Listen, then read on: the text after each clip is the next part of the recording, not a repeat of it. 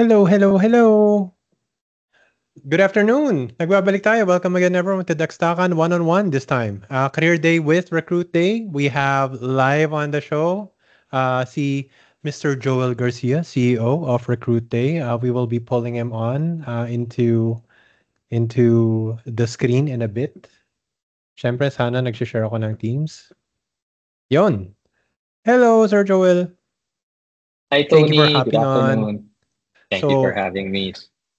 I will just launch a few slides for Power BI Pilipinas, mga updates, quick updates, and then uh, si Joel will be sharing to us like an extended version essentially of what he shared during Tech Bayanihan 2024. Medyo bitin kasi yung time noon.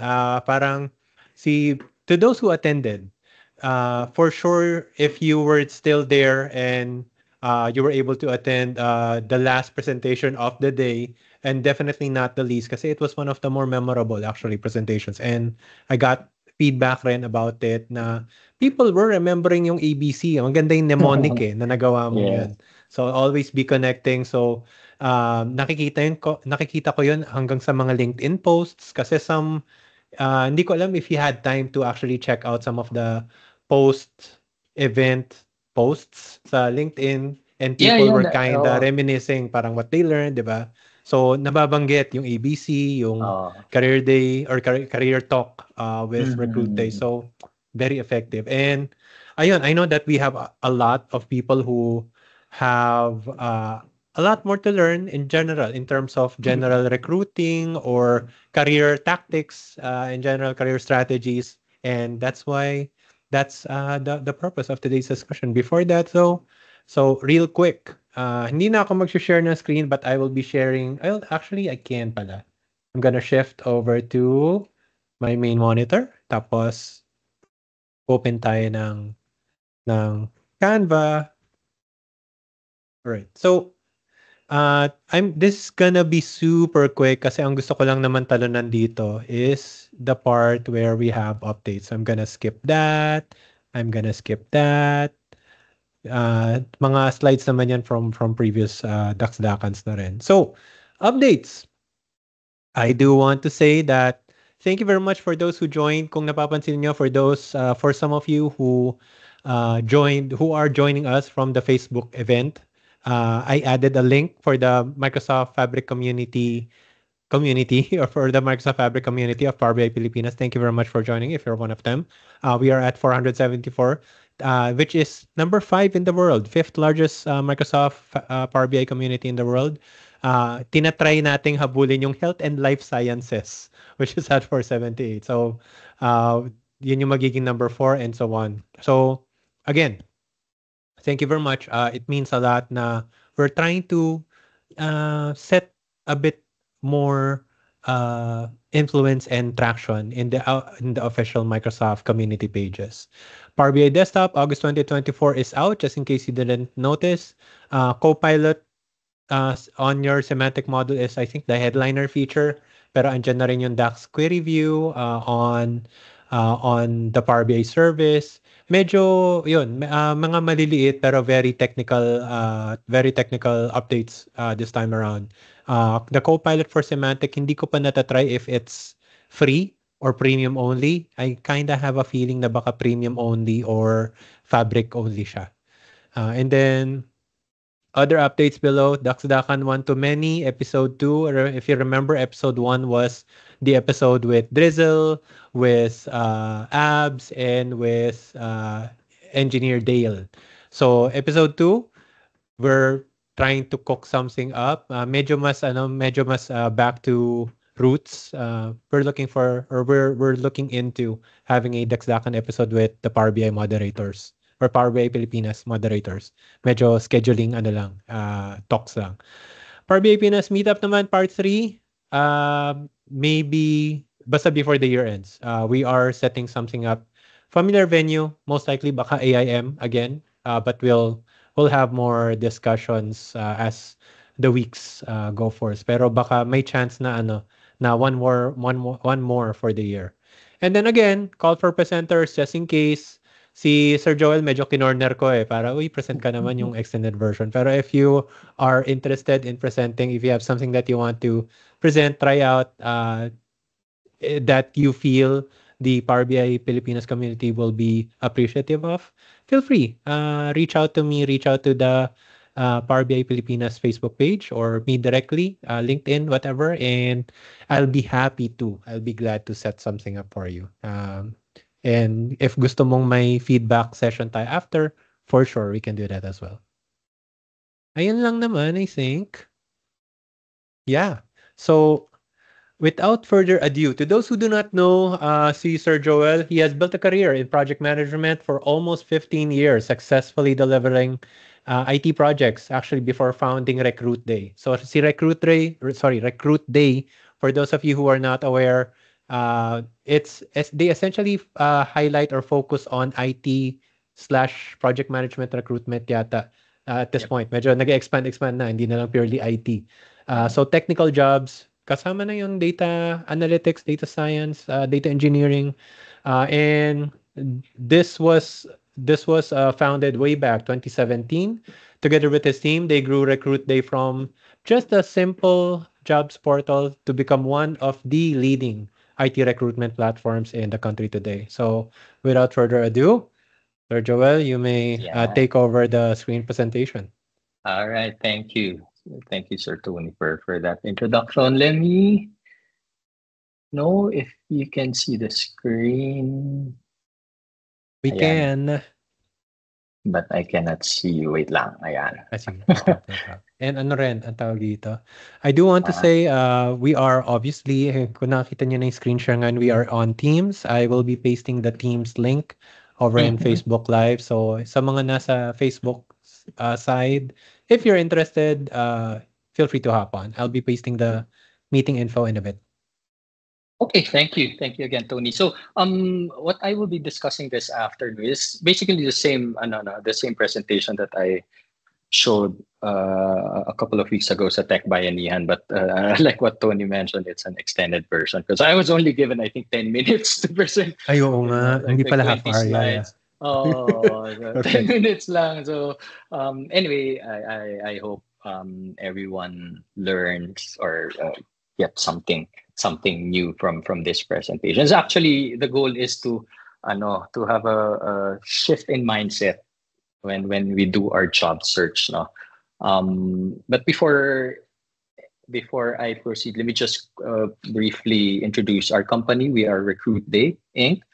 We started the company way back in 2017 as a jobs platform, the likes of JobSuite, Caliber, etc., where companies post their jobs and we market those jobs to job seekers, they apply, etc. No, but then we as we talk to the companies, the main challenge really is the quality of the candidates. So we evolved the business to until now. I mean, we offer end-to-end recruitment. So we don't just source, we also screen para yung mga candidates that we endorse to the employers, to the companies are qualified already. No? So we are specializing in IT roles. So we saw an opportunity no pandemic na there was a rise in demand for tech professionals. So we just focus all our efforts in bridging that gap, finding tech professionals for the employers or the companies. So we have a large pool of Filipino tech professionals. Pool meaning network, no? Yan yung mga nire-recruit namin, yung message namin every day. We screen them, and most of these professionals come from our jobs platform. So nandoon pa rin yung platform namin, recruitday.com. And also, we run our referral programs. We call it Refer and Earn. So if you're not looking for a job but you know someone who might be exploring, you can refer them and you get incentivized in return when they get hired. So it's all built in the platform. Then we also engage in community events like this one, Power BI Filipinas. We make we get invited to these events para makilala namin yung mga professionals, tech professionals. And also we partner with training providers then specifically in IT. So this is how we grow our pool.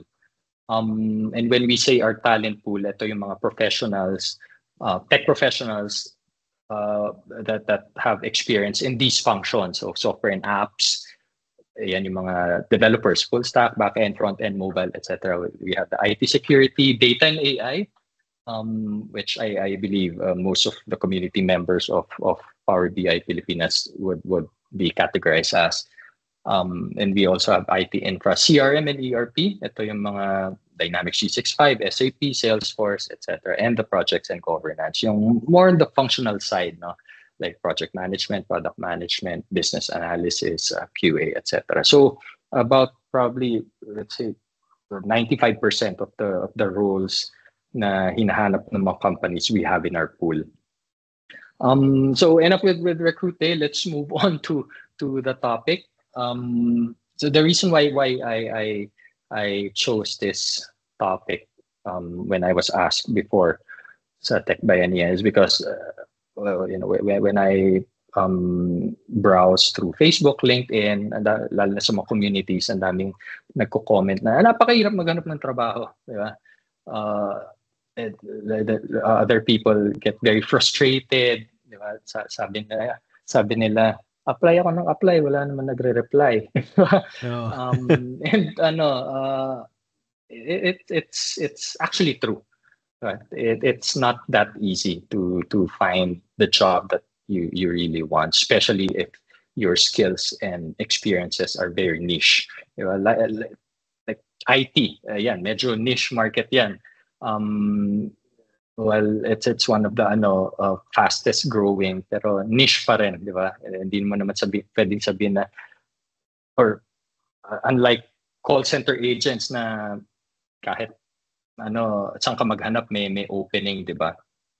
So yung technology and IT roles are very, very niche. I'm not sure kung kasi yung job hunting is very stressful and very toxic. Nung panahon yata namin before, that was 20 years ago, nagdo-door to door pa kami sa mga offices. I'm not sure kung ginawa mo yun before, Tony, no? Nagdo-door to door, tatanungin mo, tapos may dala kang resume. Yun sabi sa amin na ganun daw para parang gagawin sa Ayala, ginagawa mo yun sa Ayala. Sa business district, di ba? Tignan mo yung mga building.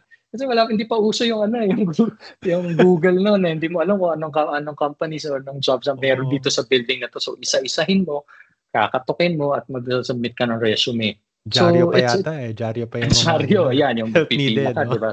Napaka stressful, no? Now, what I'll be sharing in this this afternoon are some tips, no, to how to turn the tables so you become a job magnet, meaning hindi na ikaw yung naghahanap or lumalapit sa trabaho. Babalik ta rin natin. We want the jobs to come after you, diba? Or to look for you. How do we do that? So I'll share a couple of tips, but before that, I just want to share in job search there are two types of approaches: the reactive approach and the proactive approach. Yung reactive approach, karamihan ito yung na-experience na, which I'll be explaining later. But what we want to do, or yun nga sinasabi ko na mindset shift, F2, is for everyone to be proactive when they do their job search. Okay, so from reactive job search, we want you to be proactive, and by being proactive, diyan ka magiging job magnet. So paano ba maging proactive? Nag-jump ako. Ano ba ang reactive approach? So when someone is reactive, he or she responds to something that is already happening. So ibig sabihin, like in the context of job search, magre-react ka lang pag kailangan mo ng lumipat ng trabaho or maghanap ng trabaho, di ba? So, for example, biglang nag-announce yung company na okay, magre-reorganize. So, mass layoff, di ba? And your role got affected. So, nag-downsize yung company. Kailangan mo maghanap ng trabaho. Diba? Hindi ka ready, di ba? You react. So, kailangan mong mag-update ng resume at maghanap na mag-upload na ng mga resume sa mga job portals and mag-apply na sa mga jobs, no? Another example is your family having a new baby and you need what you're earning right now is not enough, so kailangan mo ng mas mataas na sweldo, so you react to the situation, no? Or hindi naman sana sumabog yung production because may dinirit kang table, di ba? Sabi ng boss mo, okay, crowd strike yan. Kailangan mo na mag-resign, di ba? Or wala talagang growth sa company. So you've been in the company for 10 years, yeah, may increase, pero yung knowledge mo, yung skills mo is nag-stagnate and you just want new challenges. So nag-react ka. So yun yung reactive. And when that happens, para kang pressured sa oras, di ba? Most above all, diba? Na nako, kailangan ko na magtrabaho, kailangan ko maghanap ng trabaho kasi paano kung na-lay off na ako at wala akong malilipatan, paano na yung pamilya ko, paano na yung luho ko, di ba? So you're very pressured sa time. And kadalasan when that happens, yung job na gusto mo is not available. Di ba? And pag you're fortunate enough na makahanap ng opportunities na gusto mo, there will always be competition. So mag-a-apply ka, siguro mag-a-apply ka 200 jobs, nagsasubmit ka ng mga resumes, applications, and wala kang ma-receive na response. So it makes you more anxious every day na you don't get a positive response from these companies. Then later on, you get rejection letters, isa-isa na yan. May mga iba hindi na nga sinasabi, di ba? You keep following up, pero wala talagang feedback from the recruiters, which is mga NR lang. Oh. Yes. Yun din yung isang naman sa recruitment side, no, na kailangan din nating i-improve kasi let's be professional. Kung hindi talaga pasado, please be kind enough to let them know. I think most people would appreciate that rather than being scene zone or hindi talaga ghosting ang tinatawag, di ba? So you get rejection letter and you become desperate to the point na kung ano na lang yung nag-offer sa'yo, yun na lang yung tatanggapin mo, di ba? Kung even if you're not happy with that job or that's not the ideal job for you. Desperate situation na ganun. Yes, diba? So usually, well, I'm not saying every time it happens now, but usually that happens. Now, what we want everyone to be is, we want everyone to be a proactive job seeker. Ito yung mga tao na who take control to make something happen. So they do the right things to attract opportunities. They do the right things to attract companies. And eventually, jobs come to them even when they're not looking for one. But ang caveat ko lang dito, hindi siya overnight success na pag ginawa ko lahat to, okay, bukas meron nang lalapit sa akin. But it will take time. But the point is that the best time to start being proactive is now. So right after this session, or right after you listen to this podcast or watch this YouTube video, simulan mo na kaagad itong top 3 na tips that I will be sharing. Ito yung sinasabi ni Tony kanina, yung ABC. So how do we make jobs come to you? How do you become proactive in job search? Ito yung mnemonic natin, ABC, always be connecting. A, always be searchable. So ang dyan is yung LinkedIn natin. as recruiters, ito yung number one platform where we look for talents, for candidates. It has over 1 billion users already, and around 97-98% of HR professionals use it for recruitment. Kasi nga nandoon na, di ba? Makahanap ka pa sa iba, nandoon na lahat ng tao.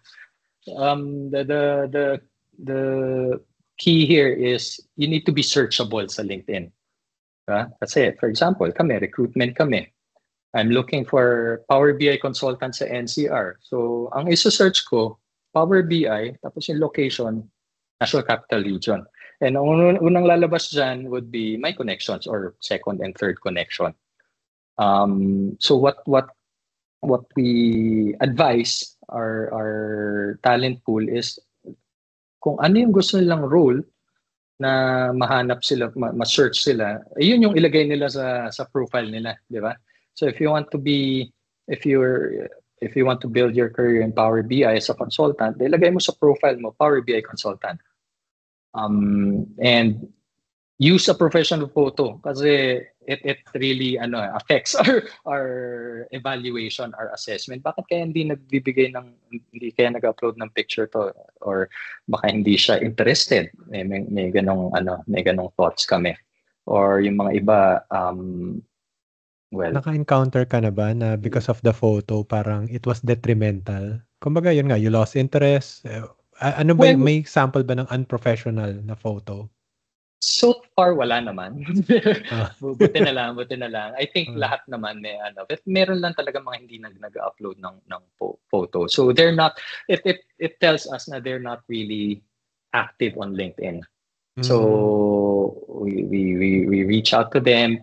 We still try to reach out to them kasi limitado lang for recruiters, no? Limitado lang yung number of connections that we can make in a week and number of messages that we can send. So saan namin gagamitin yung credits na yon, no? Sa user na may picture at buong profile or sa user na wala.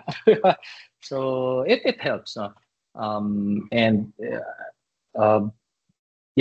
So there, you just build your profile. You include the keywords for the kind of job that you're looking for in your profile, and when people connect to you, you accept them. Kasi unless you have your reason why you don't want to accept the person. Kaya ka nga nasa LinkedIn is to build your network, to get seen, di ba? Correct. Kasi we have some experiences na connect kami ng connect. Hindi sila nag-accept ng invitation. I don't know.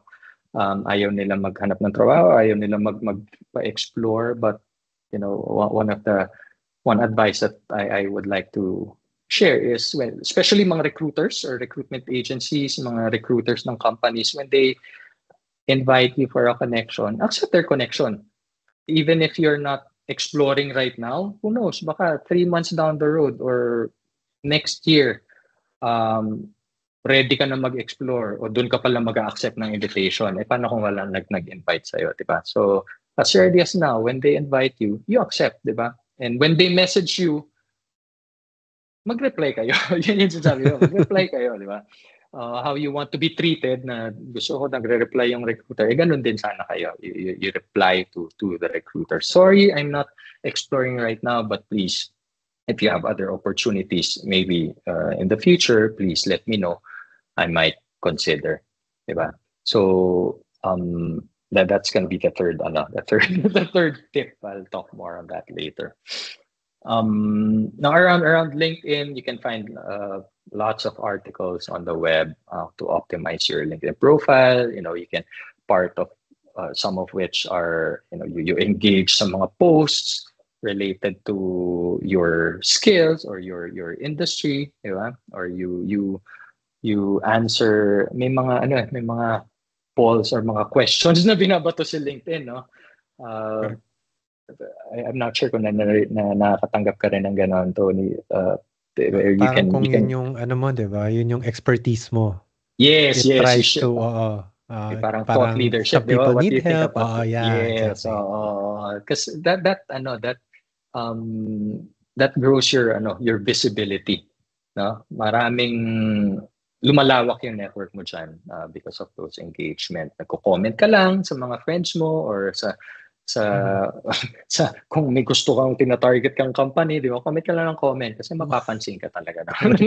Mapapansin ka ng mga recruiters. Okay lang umepal sa LinkedIn, yeah. Yes, Actually. yes. So, wag niyo lang dalhin yung yung ugali niyo ng Facebook sa LinkedIn kasi may mga nakikita akong ganun kung paano sila sa Facebook ganun din sila sa LinkedIn. So, LinkedIn is a professional network. Hindi dyan yun. Yun nga, makikita siya ng future employers nyo. I guess that's what you need to keep in mind. Kung ano man. Exactly. So siguro the first place where recruiters will go to find candidates or if they want to know more about you is LinkedIn. Okay, so make sure na presentable ka dyan sa LinkedIn, very updated yung profile mo, and the keywords, the skills, maganda kung meron kayong mga yung mga projects and all, everything's there. Resume nyo na yun, di ba?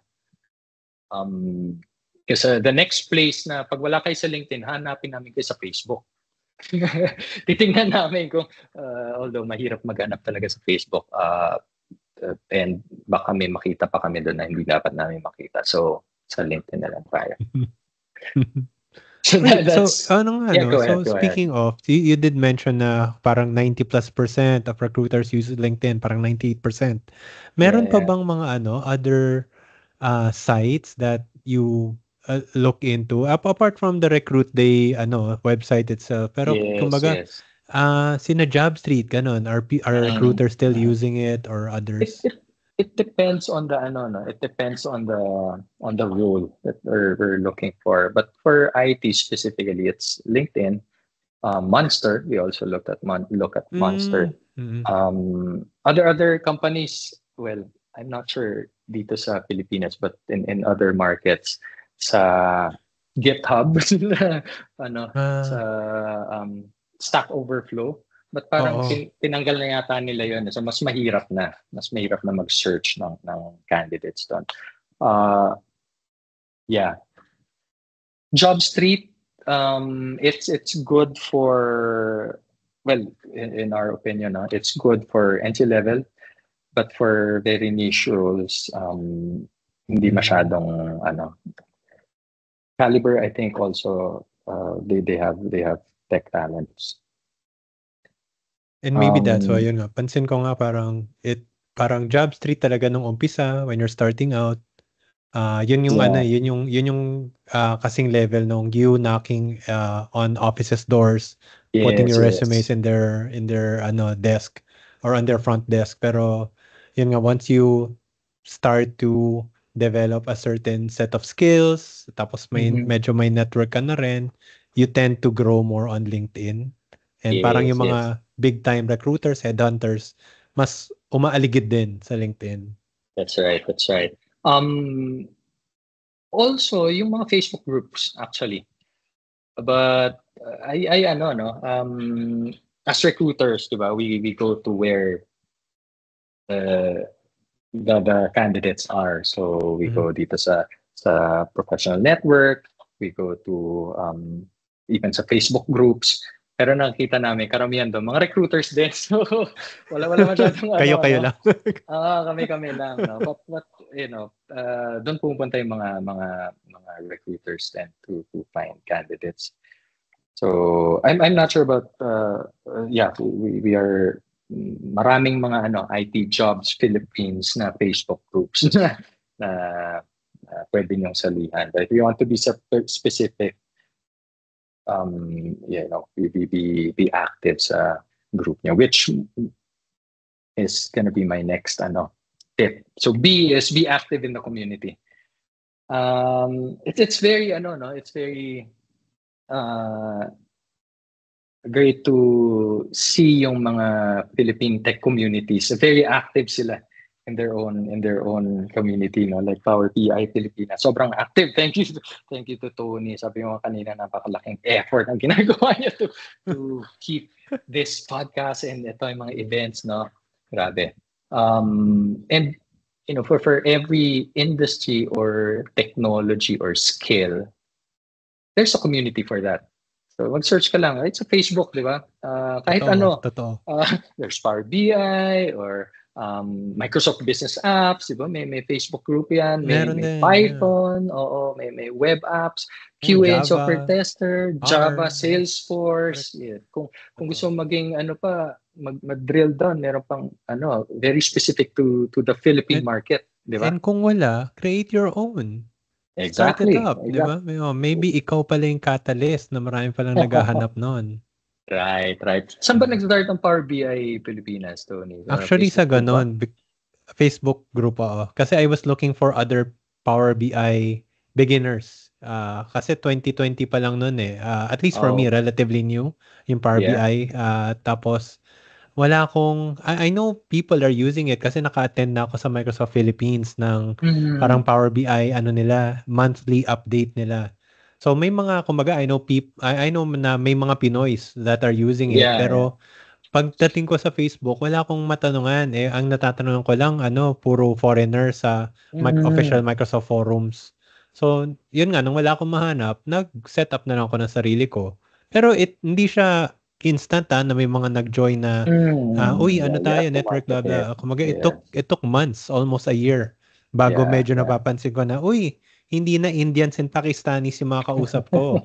Pinoys na. Kasi Indians and Pakistanis yung initial members eh.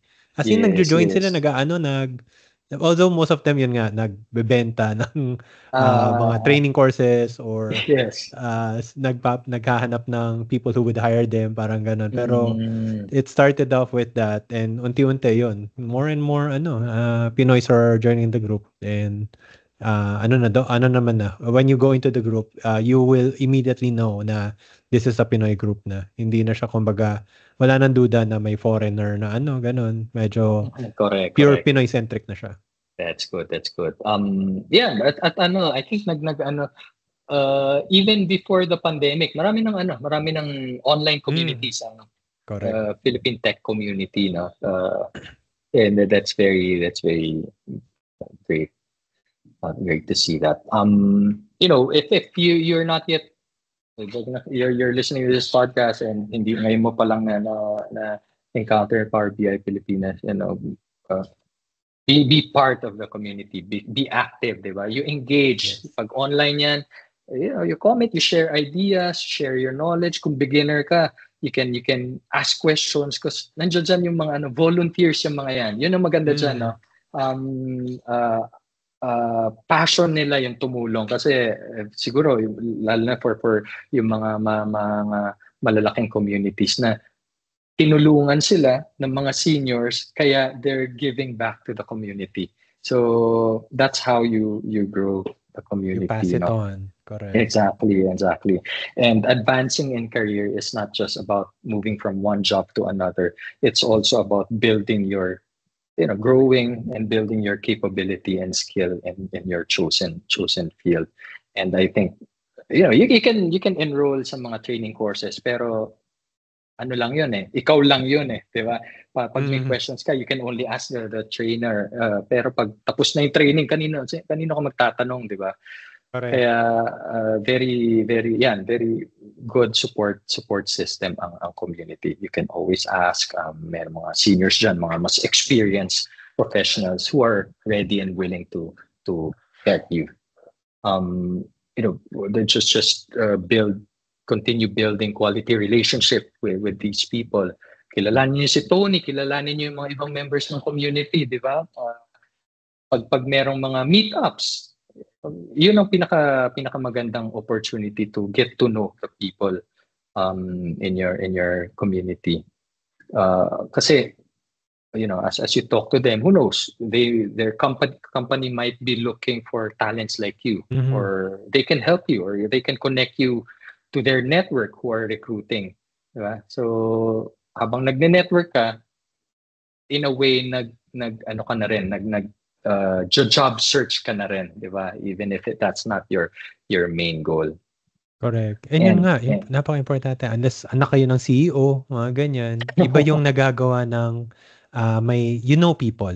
Kasi lalo na ngayon, di ba? Dumarami tayong work from home.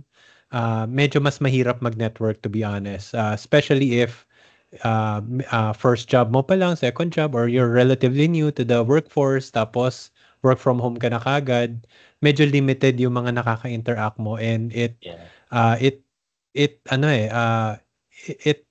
it doesn't give you that much of an opportunity to gain not just yung friendship, pero yun nga, really, networks open you to career opportunities eh. Pag lumipat ng ibang companies yung mga yan, you kinda distribute that and expand that web as well. Right. Lalo na if you're if you're a very active volunteer, di ba? You share you share your knowledge, magpo-volunteer ka to present what you've learned, di ba? Use case yung project mo, ganyan. Kasi not only hindi lang yung mga co-members mo yung makita nun, even companies, they attend. True. And yung mga sponsors, sponsor sila. The reason why they do that is gusto nilang maging partner yung community para in case mangailangan sila ng talents, malalapitan nila yung community nyo. And isa sa mga unang lalapitan mga recruiters nila would be yung mga nakikita ng recruiters every time a community event. Diba? Tony. Yeah. Or pag Power BI lagi, Tony. Tony, may kakilala ka bang ganitong skill set? Naghahanap ang company namin. Tony, may kakilala ka bang ganitong skill set? Naghahanap yung company namin. You can refer them to me. So, just be active if the community is calling for volunteers. You have time, you have bandwidth. Take the opportunity because it eventually it will all go back to you, diba? Ay, sorry, natanggal yung presentation ko. Ayan, all right. So the first one is, going back, always be searchable sa professional network, even sa Facebook if you want, and be active in the community. And third, the last one, C, is connect with recruitment firms. So, well, siguro, we can extend it, not just with recruitment firms, but even with companies. Because companies and recruitment firms, they build their talent pool. Ibig sabihin, database na ito yung mga network ko, yung mga nakausap ko who are not exploring now, but later on might consider shifting jobs. So we keep that database. Parang marketing, di ba? Lead generation. Email lang kami ng email. Every time there's an opportunity, we will reach out to you. Hi Tony, meron kaming opportunity. Are you interested? Because that's what we do. we help companies find candidates for their vacancies. We interview them, and if they pass, we introduce them to the companies para if they want to hire the candidate. Since that's what we do day in, day out, kumbaga kami yung co-pilot nyo. We will be your 24/7 job sidekick, di ba? While you're working, we're looking for opportunities for you, even while you're enjoying your vacation, di ba? Kami naghahanap ng opportunities for you. Ano pang pinaka magandang dyan, di ba? You have a team or a number of entities, organizations looking for opportunities for you day in, day out. And what's kaya kanina sabi ko, if recruitment agencies or companies connect or send invitations to you to connect sa LinkedIn, please accept them. Wala namang mawawala sa inyo unless ayaw mo na talaga maghanap ng trabaho, di ba? Kasi it can be na right now you're happy with your employer, but don't you want to know what's out there? Don't you want to see what opportunities are there, di ba? Outside. Kasi marami talagang I'm happy with my current job. We respect that. Ganyan. Yes, exactly. But malay mo may miss out ka. Uy, ganito na pala dapat yung salary range mo, hindi pa, di ba? Walang mawawala sa inyo. So And that's a beautiful thing to add. Kasi yun nga, you're happy with your current company. Okay yung boss ko, okay yung teammates ko. pero iba pa rin yung meron kang info na ano na ba yung market price mo dapat ngayon. Are you Yes, actually yes. getting paid fairly? Baka Right, naman ang right. saya-saya mo dyan, tapos times 2 na pala yung swelduhan sa labas. And mapag-iiwanan ka ng mga kabatchmates mo, ganyan, na are going to earn twice as much for the same amount of work that you're putting out. So you need to think Exactly. about that yourself. And isa sa gusto kong i-highlight is libre lang naman ang recruitment firms eh. Kumbaga, someone will headhunt you, someone will reach out via LinkedIn nga, Recruit Day or otherwise, and they're not gonna, hindi to parang, anong tawag doon, yung mga OFW na may mga ano, 'di ba? May placement.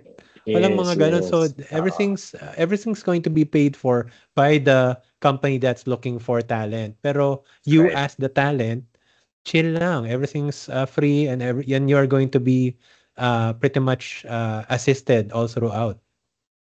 That's right, Tony. No, and one of the advantages, kasi you have option. You can go directly to the company, or you can go Mm. through the recruitment agency. No, one of the advantages of going through the recruitment agency for the same company is they can get your resumes in front of the other candidates. Kumbaga meron ka, we always talk to our client, to our partner employers, if we continuously ask for feedback on the status of our candidates, di ba? Kasi Right. yun nga na babawasan yung instances na parang black hole. Nag-submit ka resume sa job portal or sa career page ng company, but you don't hear anything from them, di ba? Parang at a loss. Sige, bahala na. Then after 6 months, bigla silang magre-reply. Sorry, we read, you're rejected, di ba? But with the recruitment agency, that's what we do, no? We introduce you to the company and we help follow up your application. We can even introduce you to jobs that are not advertised publicly. Kasi maraming mga mga companies din that they're not advertising the jobs for confidential reasons. Mga iba naman, siguro isa sa mga questions na nakita ko doon na post is how do we avoid getting lowballed? So doon din kami papasok. We help you negotiate, di ba? You tell me what you want and I'll discuss that with the employer.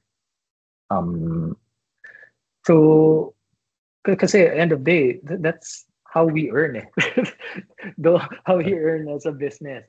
When you get hired, that's the only time we earn. So we'll do everything we can to place you in that company.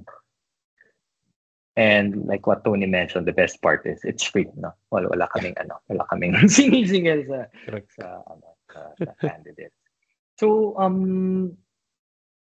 yeah, there you go. If you want to connect with me, just visit me on LinkedIn. Visit my LinkedIn page and add me. Again, ABC, always be connecting. So if you want jobs to come to you via Job Magnet, please remember, always be connecting. So yun lang. Thank you, Tony. Thank you, Joel. Thank you, Ayan, everyone. ano na, question and answer time na tayo.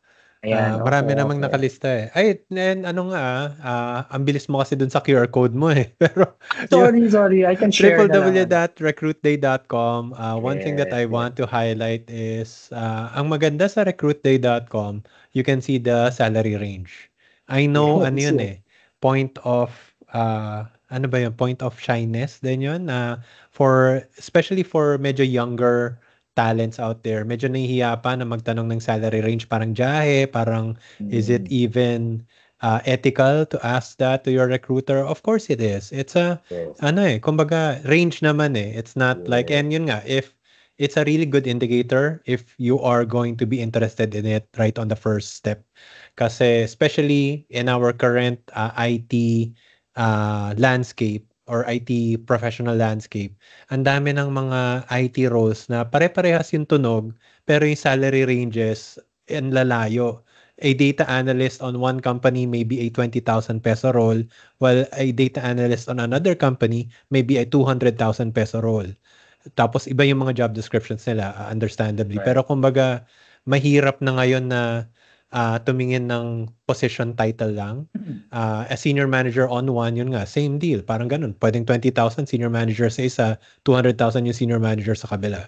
So, ang laking tulog ng salary ranges without you looking at the job description. It gives another way to size up the position if feeling mo kaya mo ba to.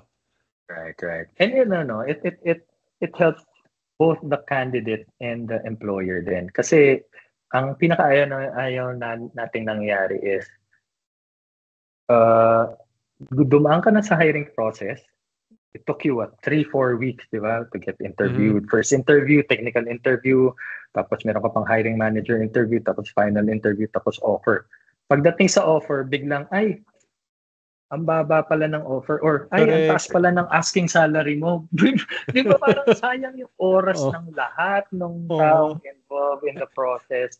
Ang budget pala nila, 16,000 lang, ganun. Exactly. 30 na inuuwi mo ngayon. Exactly. That's why, that's also one of the, yung challenges namin. May mga candidates na they don't want to disclose their expected salary. Kasi, I think may YouTube yata silang mga napanood na. Candidate mismo yung ayaw. Yeah, wag niyo i-disclose yung nyo, asking salary, so you can get the highest possible salary, di ba? Parang magne-negotiate kayo. Okay, gets. Yeah. But I've seen that. But in reality, if we don't know what you're asking for, bakit namin itutuloy yung bakit ka na itutuloy? Baka nagsasayang lang tayo ng oras, like what I mentioned kanina, di ba? So, para mas mapabilis, sabihin mo na sa akin and sabihin ko sa iyo if within the range yung asking mo pasok or hindi para tapos ang usapan. Diba? And I've seen that YouTube or TikTok video, parang ang iniiwasan yata doon is not for you not to say your current salary. Kasi baka ang gagawin lang, current salary niya pala ganito eh. Magpa-plus 15% lang ako dyan kahit kaya kong mag-plus 100%. Pero if ang hinihingi naman is yung expected, then you can shoot for whatever you want to shoot for. Exactly. Discussion na yun. Two-way communication. Correct. And it's basically transparency. Be transparent. This is what I'm getting. Like, di ba? Kung nahiya ka na, baka mababa kasi yung salary, ang sweldo ko 16,000 lang, pero ang nasa industry market rate na is nasa 40,000 na. Paano ko i-jump? Let's be honest. Okay, 16,000, I'm getting 16,000, but I think I should be getting this much kaya naghahanap ako ng trabaho. Diba? Oo. And that's fair, Yes, exactly. And yun, personally na experience ko yun. So, medyo mababa yung salary bracketing ko sa first company. So, moving away from it or moving outside of it, malaki, hindi lang 20, 30, 40 yung gina-jump ng salary. And it's fair. Kumbaga, basta tinignan mo naman yung job description plus nag-interview naman kayo. So, you both have a pretty good expectation na ito yung gagawin ko, which is I'm very familiar with, and willing sila maglabas ng ganitong salary for it. Then, walang dapat ikahiya or walang dapat ikajahe with that setup, with being honest. Exactly. And recruitment firms or even companies, we maintain yung market insights. We always update every year based the information or the data that we get. Ganito na for this role, medyo tumaas na ngayon ang salary range for junior 0 to 2 years experience, mid 3 to 5 years experience, senior. So we maintain that. Kaya alam na we can even companies, they know if what you're asking is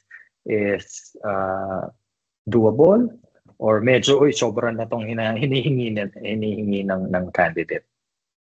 Correct. May mga limits naman, kaya don't worry. Yes. Correct. Ayan. So, simulan natin yung mga questions. Actually, yung iba dito. In fairness naman, parang half and half naman. So, yung mga questions, I'll start from the top na lang. So, Ito kasi yun, hinighlight ko or sinama ko yung first question kasi I know that this was something that we kinda had a brief talk about, and it was something Mm. that I feel that is very interesting for the rest of the group to know. Yeah. So ano nga ba ang pros and cons of not resigning during the Christmas season? Because alam nyo na, kultura natin is Christmas eh. Huwag ka muna mag-resign kasi 13th month or meron kang Mm. busy ngayon, mga reunion yung asikasuhin natin, wag muna yung career. So, Mm. what are your thoughts on that? So siguro for yeah, that we've been so in recruitment, the trend really is Q4 para siyang no for so Q4 bagsak. Ibig sabihin mababa yung placement kasi one of the main reasons is the candidates are no longer exploring. They don't want to move careers or move to a new job during that season. And ang rason nila is 13th month, di ba? Mm-hmm. Not sure yung mga iba. Yun lang, sinasabi na. Pero syempre, may party, Christmas party, baka makakuha pa ako ng ham this time. Yeah. But Para sa ham. ang mindset naman talaga kasi is tapusin ko na tong taon, then next year na maghahanap. Diba? But what most people don't know is dahil mababa ang supply, the demand will always be actually dyan yung mataas kasi in preparation for the next fiscal year, kailangan na mag-hire para pagdating ng Q1, di ba, may employees na sila. So a lot of companies are even,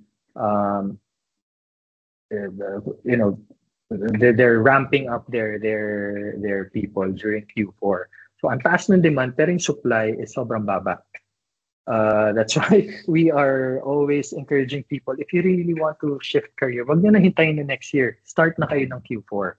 Kasi mas mataas ang chances na ma-hire ka dyan versus Q1. Sabi mo, okay, tapos na New Year, tapos na Christmas. I'm ready to shift career. Correct. Kung lahat kayong 10 million professionals of the same mindset, di ang laki ng ng competition. That's why if the best time for me talaga to shift career is Q3 going to Q4 kasi napakataas ng demand, napakababa ng supply. So yon. I'm not sure nasagot ko ba? Definitely good thoughts. Yung sinasabi na 13th month, yes, but it's prorated naman. So it will be kunwari you resign November, makuha mo pa rin yung 13th month mo pero hindi kasama in December, syempre. So it will be computed as 11 months kung November ka nag. You'll still get it. Oo nga. Oo. Yun lang, hindi ka makakapunta baka hindi ka lang makapunta sa Christmas party, hindi ka makakauwi ng ham or what. But if ang kapalit nun is a better job opportunity, kung ako yun, I'd go for it. I'm willing to let go of that. Thank you. And eto medyo nabanggit kanina actually ng konti. So what are the pros and cons of company jumping or yung tinatawag nilang corporate butterfly versus being loyal? Right. So siguro first the pros would be if you stay with a company for 5-10 years now, you become a trusted employee, you can rise up the ranks, di ba? Lalo na kung nag-start yung company as small, tapos biglang naging successful, kasama ka dun sa success. Assuming you're performing. And you become an expert in your industry. Gamay na gamay mo na yung processes, you're well versed as a business, everything. But one of the main cons is you miss a lot of opportunities. And when I'm not saying that you jump from one company to the other, no, but sa ngayon kasi especially in tech, hindi na siya ganon ka how do I say it? Hindi na siya parang wow, 7 years siya sa company. Wala na siyang wow factor, no? Masyado na nagstay ka sa company for 10 years. You get a loyalty award, di ba? But ang mas tinitingnan lalo na sa tech would be yung experience mo, yung how you progress, di ba? Yung skills mo, how it progressed from your previous job to the next job to to the next job. Like for example, you started off as a junior developer in one company, then nag-move up ka, nag-shift ka, naging mid ka, nag-shift ka, naging lead ka, nag-shift, or na-promote ka doon, naging people manager ka, tapos naging CTO ka, for example. So, yun ang mas tinitingnan, no? C-level. No? yun yung mas tinitingnan rather than rather than pure loyalty, yeah. My follow-up question doon si Charlene Nicolas. Does it look bad if you jump companies after 6 months? Okay. That's a good question. Paano kung ganun ka-ikli? Maikli lang talaga. We have this, we call them job hoppers. Recruiters, job hopper yan. So, ang definition ng job hopper is yun nga, pag mga short stints lang sa mga companies. But, we try to understand bakit siya hindi naman automatic na 6 months lang o job hopper na yan. So if you stay in one company for 6 months, move to another, you stay there for 2 years, then you move, then okay lang yon. But kung 6 months, tapos nag-move ka 3 months, nag-move ka 6 months ulit, job hopper yan, di ba? Who would want to hire someone na ganon? Pero it's not just black and white. It's not always black and white. Pag di mo project contractor, di ba? Ang engagement ko dito is 6 months. Minsan nagiging plus point pa yun kasi natapos mo yung project in 3 months, di ba? Tell us about the project, mga ganyan. Exactly, di ba? So totoo. Ang ano dyan is you have to explain it dun sa resume mo or during the interview.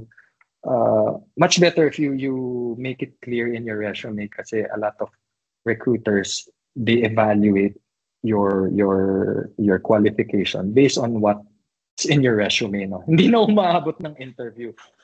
Kasi may mga ibang candidates, sige, explain ko na lang sa interview, pero baka hindi ka umabot sa interview dahil hindi mo na-explain ng maayos sa resume mo. May naalala pala ako. Dati kasi, usong-uso yung mga references sa resume. Is that still a thing? And kino-contact pa rin ba talaga yung mga references na yun? Yes. Well, not all companies now do that. Some companies, they also want to. Meron pa rin. Yes, meron pa rin. So, importante na ibigay mong character reference. Yan talaga. Maganda. Hindi kasi minsan ganun di ba? 6 months nga o 8 months, 3 months pero nagbitaw ka ng character reference from that short stint. So at least it backs up your story kasi at the end yes. It is case to base case. I agree since I also hire folks and it's about putting yourself, I guess, in the boss's shoe. Are you someone that you would hire? Kung yun nga, umaalis ka ba dahil biglang may shiny object sa katabi at wala ka na kagad? And may mga do not hire din ng mga companies or do not rehire. So something then that I want to highlight that hindi yan basta-basta kumpanya lang yan, bitaw ako. We can lock you out of the company. And although rare, hindi ko rin alam gaano ka-rare, Joel, pero hindi ko sure kung if they can be shared across companies. Ang alam ko, hindi naman yata. Pero, ano yun private naman. Pero, we can, if naging ex-employee ka namin and yun nga, iniwanan mo kami ng hindi kami natuwa how you left us, you can be tagged as a do not rehire easily. And kumbaga, you will be locked out of future opportunities with the same company. And just to add to that, Tony, what kind of experience will you gain in a 3-month stint or 6 months stint? If you really want to grow in your career, only you would know, diba? Na, okay, I'm ready to move on to my next employer, next project. So yeah, that should be part of your story sa resume. Thank you. Agree. And from Allen, may mga combo question siya about are we allowed to disclose the salary from our previous company? Tapos minsan nangihingi pa ng 1-month payslip. Is that something that we should do or should not? Okay, it's because naman Diba, when we interview candidates, we ask for their current salary, uh, and we ask for the expected salary. So, siguro, the average, yung acceptable salary increase would be around 10 to 20% or 25%. But in some cases, yun nga, kasi we base it nga sa market rate, di ba? Okay, within market naman, so pasok to. Pero may cases na, uy, parang sobra. Pero, but if you can justify nga yung increase mo, so you can back it up with data. Ito yung nakita ko, may mga existing offers ako actually for the same role na ganito yung offer. So are you willing to kaya mong tapatan ba yan? Mga ibang I don't know, mga iba pinapakita nila yung offer ng ibang companies, which is it's not really recommended, but yung asking for the payslip, I think nothing's wrong with that. It's okay to give your payslip unless nagsinungaling ka when they first ask you ano yung current salary mo. Dinoble mo kaagad, di ba? Doon ka lang magiging anxious. Nako, bakit ako hinihingan ng payslip? Di ba? So for us, magda-doubt na kami bakit ayaw niya ibigay yung payslip niya. So that is normal practice na sige patingin ng payslip. Yes, that's normal practice naman. But if you're honest and you're transparent upfront at the start of the hiring process na okay, this is what I'm getting, this is what I want to, this is my expected or this is my desired salary, and you can back it up, then I don't think that's going to be a problem. Gotcha, agree. And yun nga, I think pinanggagalingan dyan ng iba is parang more privacy concern yata. Plus yung nabanggit mo nga kanina na are they using my payslip as a basis for their offer when they shouldn't be? So I think yun nga, at the end, it's really two-way communication. Be transparent, and at the end, yun nga, it's gonna be a choice eh.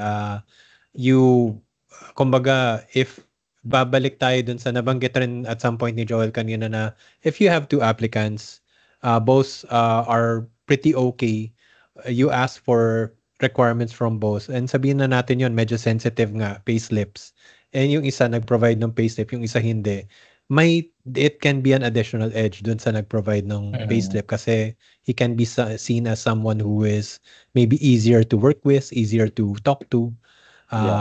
Pero yan, I guess maraming, and yun nga, feel free to chat if you have questions or follow-ups regarding that one, because I know yun medyo a lot of people are, especially recently, are sensitive with that, with providing salary information. But yun nga, if diba, this is what I'm getting, 20,000. So pag hiningan ka ng payslip, ibigay mo, unless yun nga, sinabi mo 40,000 ang current mo, pero in reality, actually, it ano pa nga mas maganda pa kasi it shows all your benefits, and you can always negotiate. O bakit mas mababa yung binigay mong offer? Dapat, di ba, mas mataas. True. And minsan benefits ang labanan. It's not always take home pay. Minsan mas maganda yung benefits din. So if you can quantify that, so you have a figure in mind na what expected salary you'll be sharing. True. So I think I think that's it. May mga nagtanong na rin pala sa FB live. Ay hindi, pwede kong i-share pala to. Ayan, I'll share it. I'll move it here. Ayan. So, and Joel, sabihin mo lang ako if you have a meeting after or right now, meron ba? Yeah, sure. Wala pa naman. Two questions, one from Julius, one from Rolly. Si Julius asking, is there any school giving the course?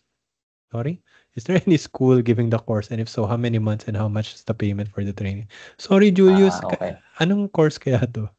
There are a lot of training providers out there na nag-offer ng training for a fee, but you have to research kasi may mga may mga cases in the past na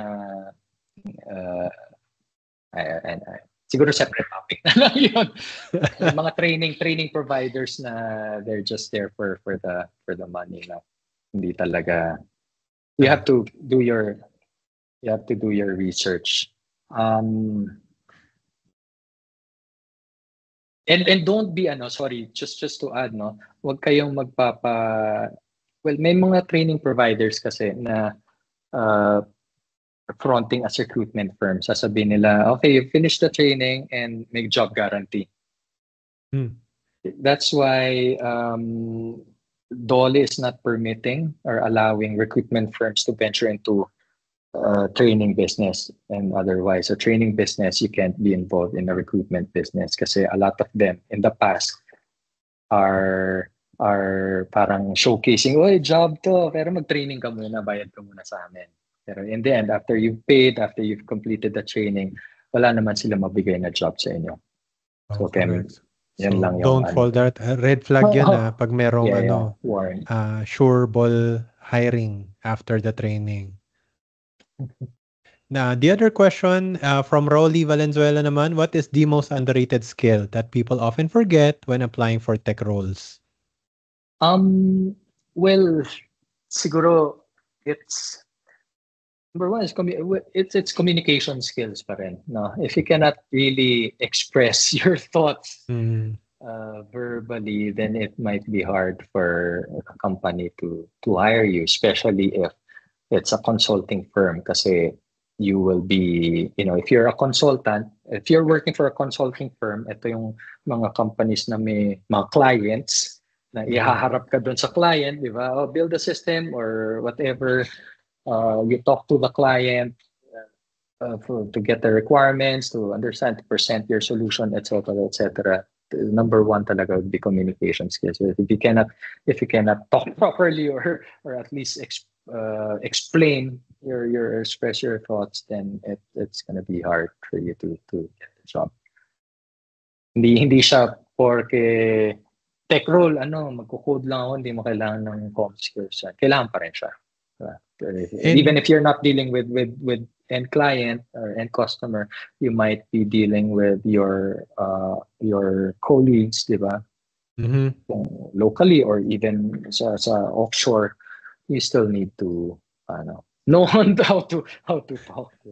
Uy, and legit concern yan ng for a lot of folks now. So, meron nga ba kayong mga clients na local lang and do they require na smooth yung English or is it fine na they talk Filipino in Filipino well? Yeah. No. The accent they don't mind. So as long as they can communicate in English, that's fine. They don't mind if you have. I think sa call center lang yata. Well, in our case, call center lang yung very particular sa accent, no. Pero kumbaga as long as nakakapag-build ka naman ng proper sentences and thoughts. Yes. Okay. Right. All right. Thank you very much. I think wala naman na akong ibang nakikitang follow-up, none from Teams and none from Facebook Live. Julius, Rolly, thank you very much for the questions. And Joel, any last thoughts, parting words for us? Yeah, well, going back to my presentation, no, it's always be connecting. ABC. Yan kung may isa-summarize ako, yun lang is always be connecting. Actually, it's not just in job hunting, even sa entrepreneurship. Diba? Always be connecting, networking. Connect with as much people as you can because eventually it will all come back to you. Hindi ko na nga malimutan eh. Ganun kaganda yung mnemonic. Tumatak. Thank you, Tony. Thank you to the community for having me here. I really hope you learned some things. Kung one thing lang na matatandaan nyo, yun lang yung ABC, no? So, ABC. Please connect with me sa LinkedIn, Joel Garcia Recruit Day. Hanapin nyo lang ako. If you can go to our website, recruitday.com. You can find jobs there if you're looking for jobs, and you can actually earn cash rewards if you refer your friends to our job opportunities. We have hundreds of job opportunities there. You can earn between 5,000 to 10,000 even Yeah, 20,000 peso no. cash when your referral gets Sharing the hired, no? site right now. They just Ayan, need to thank sign you. in, no? Sign in or sign up, Yes, tama? yes. Or you Ah. can go to there, all tech jobs para makita nyo kung ano yung mga jobs available. Oo nga, Yan. no.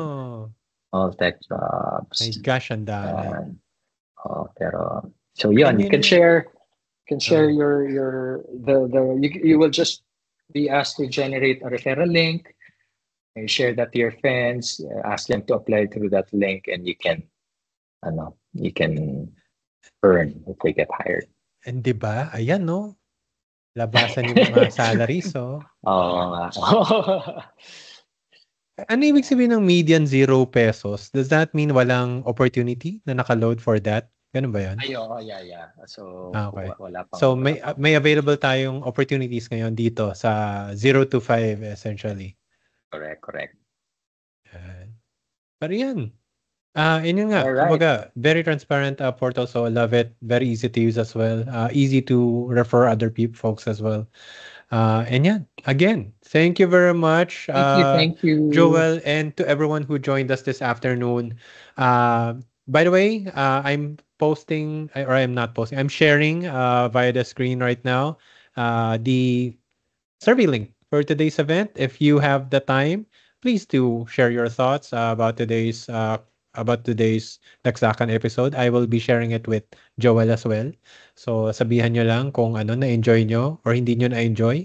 Pero yun, Mhm. do tell us. We're interested to know. So again, thank you very much, everyone. Enjoy Thank you. your holiday if you're on holiday. Enjoy your weekend. And see you around. Salamat. Maraming salamat. Thank you, Joel. Thanks. Bye.